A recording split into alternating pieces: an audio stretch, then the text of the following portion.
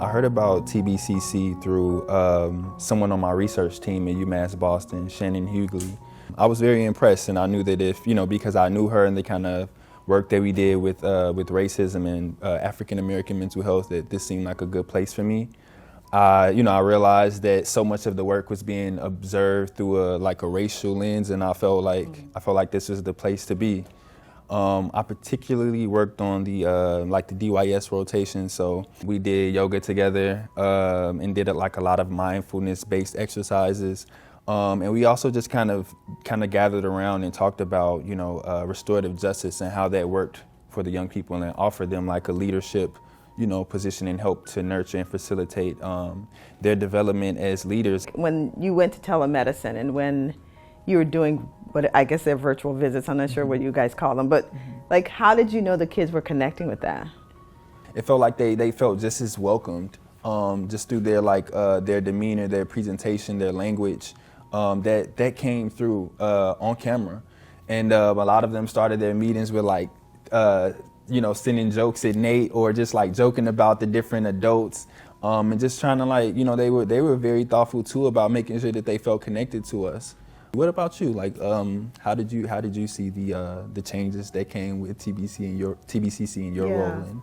Obviously, COVID put everything into virtual world, and so it wasn't a surprise that we were going to be having virtual meetings. Mm-hmm. But what was reassuring and probably a bit of a surprise was the fact that the core of who TBCC is didn't change. Mm. The importance, like you say, of connecting, being connected, even with the virtual shifts that we had to do with COVID, we're all in this together and we were all moving together, whether it was your conversations about the clients or the conversations we were having in supervision amongst us as clinicians. The value of who TBCC has said they are rang true. Mm. I totally agree. I love that, not us or them, but we. Yeah. That is, that's so on point and appropriate. Places like TBCC are refuge. Because it says the reality of what the world may be denying, or the world may not want to see, we see it, and we acknowledge it, and we're tackling it.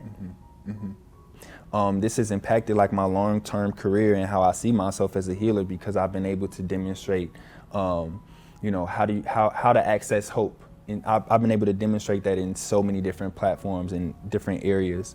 And that's something that I'll continue to take with me, just knowing that I can show up in a variety of places and kind of facilitate hope and healing, being who I am, wherever I am.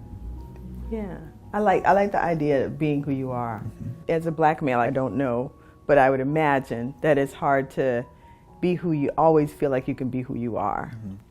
If we can get to the point where we understand how we're healing our humanity, then we don't come at it as a psychiatrist or a social worker.